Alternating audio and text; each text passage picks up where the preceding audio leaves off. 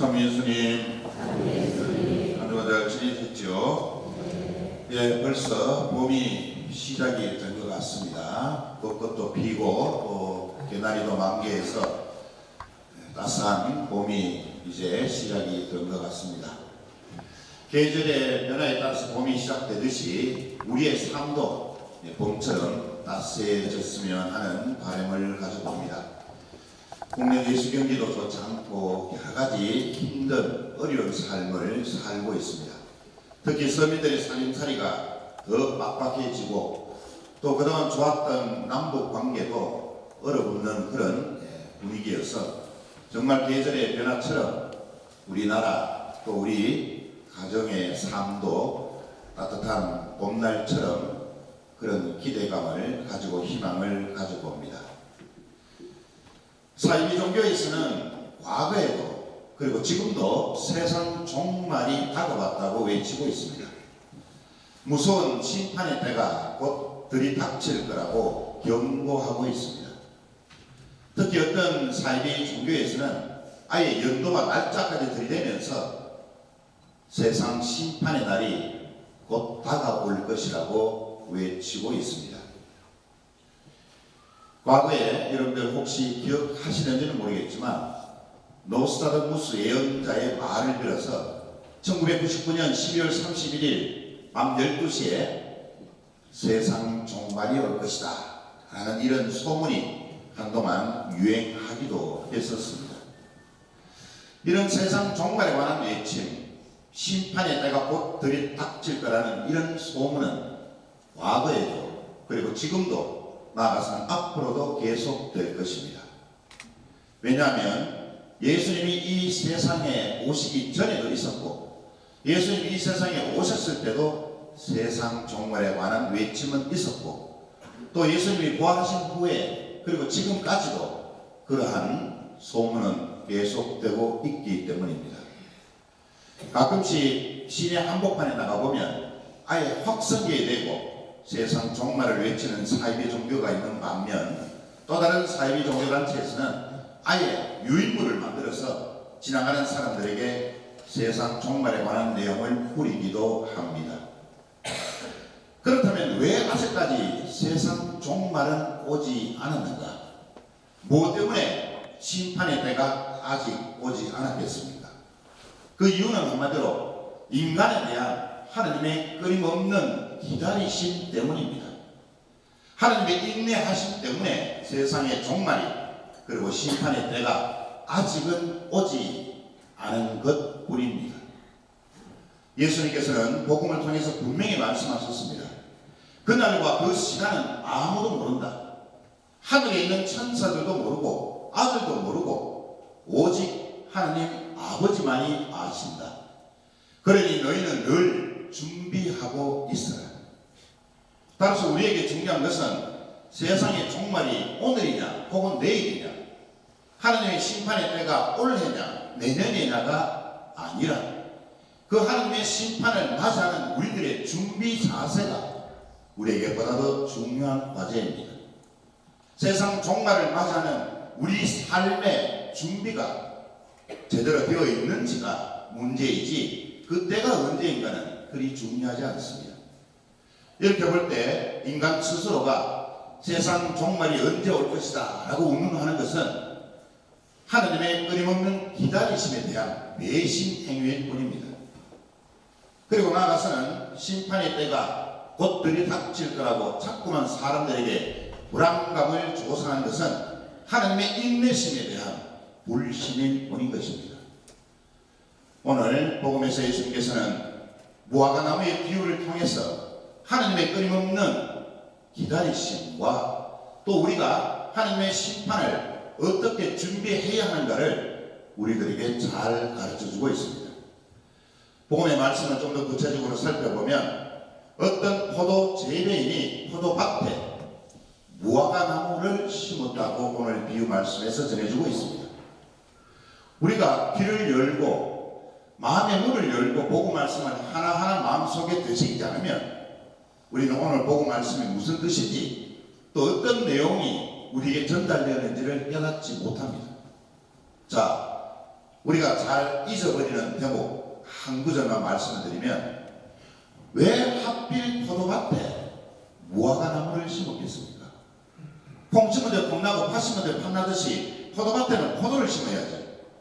왜 무화과나무를 심었다고 오늘 비유 말씀에서 우리들에게 전해주고 있겠습니까? 그 이유는 무화과나무를 너무나도 포도 재배인은 아끼고 사랑했기 때문입니다. 그래서 그 무화과나무를 다른 데 심지 않고 포도밭에 심었다고 비유 말씀은 우리들에게 전해주고 있습니다. 성격적으로 보면 무화과나무는 생명력이 가장 강한 나무 중에 하나입니다. 어느 군데 심어도 이 무화과나무는 죽지 않고 생명력이 아주 끈질긴 나무입니다. 그런데 오늘 비유 말씀에서 포도밭에 심겨졌다는 것은 가장 좋은 곳, 가장 좋은 땅에 심겨 토양이 제일 좋은 곳입니다. 그래서 이 말씀을 정확하게 풀이하면 무화과나무는 이 세상에서 가장 좋은 땅, 토양이 가장 좋은 곳에 심겨졌다는 것입니다. 그런데 문제가 발생합니다. 그 문제는 다름 아닌 그 무화과나무에 아무런 열매도 찾아볼 수 없다는 것입니다. 다시 말해서 그 무화과나무는 아무런 열매를 맺지 못했다는 것입니다. 3년이 지나도 그 무화과나무에는 아무런 열매가 열리지 않았습니다.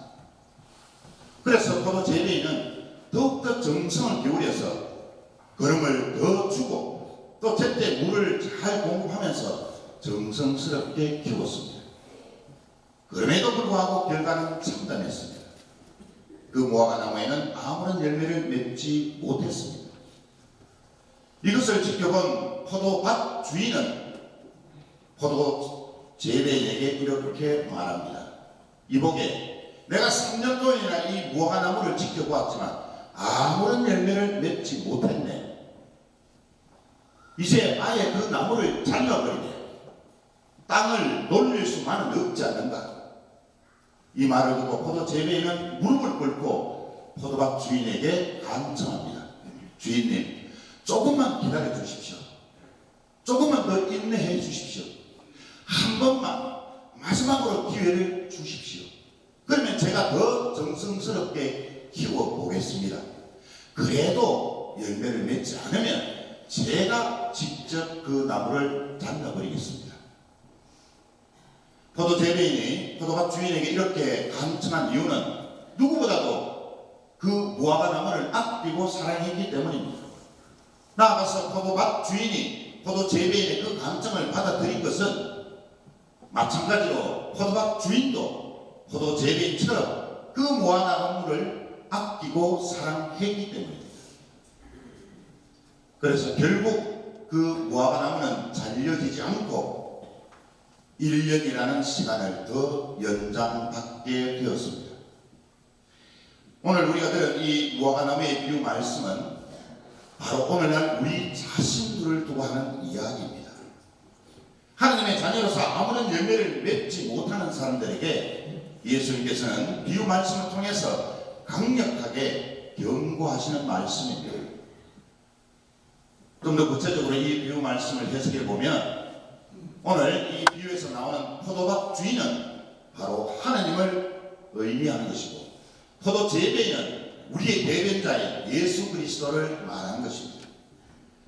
그리고 무화과나무는 바로 사랑받는 우리 자신들을 두고 하는 말씀입니다. 그리고 열매라는 것은 바로 참다운 회개의 삶을 의미하는 것입니다. 그렇다면 오늘 본 말씀은 분명해졌습니다. 세례 성사를 통해서 하나님의 자녀가 된 우리는 바로 포도밭에 심겨진 무화과 나무이라는 뜻입니다. 그리고 무화과 나무인 우리는 그 포도밭에서 많은 영양분, 다시 말해서 미사 성제를 통해서 성취를 영하고 고해 성사를 통해서 죄를 용서받고 또 견전 성사를 통해서 보다 더 신앙생활을 영국케 하는 은총을 받고 또 나아가서는 본당에서 기회를 주는 여러 가지 비전, 그리고 특강, 여러 가지 교육, 이런 것들을 통해서 우리는 신앙의 씨앗에 많은 영양분을 공급받고 있습니다. 그럼에도 불구하고 아무런 열매를 맺지 못한다면 우리는 오늘 비유에서 말씀처럼 잘려나가는 무화과 나무가 될 수밖에 없습니다.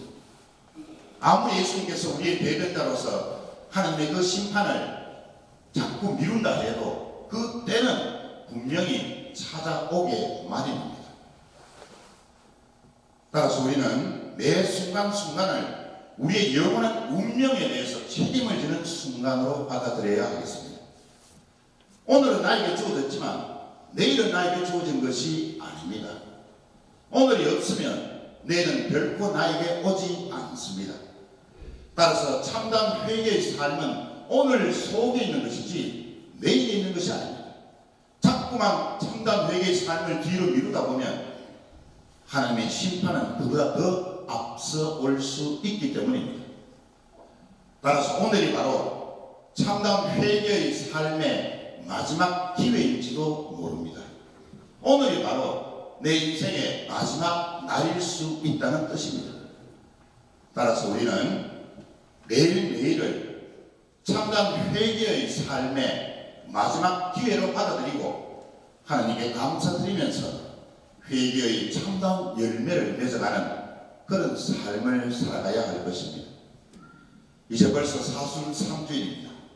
사순 3주일을 지으면서 나는 지금까지 어떤 회개의 열매를 맺고 있는지 다시 한번 이 은혜로운 사순 시기를 되돌아봐야 할 때입니다.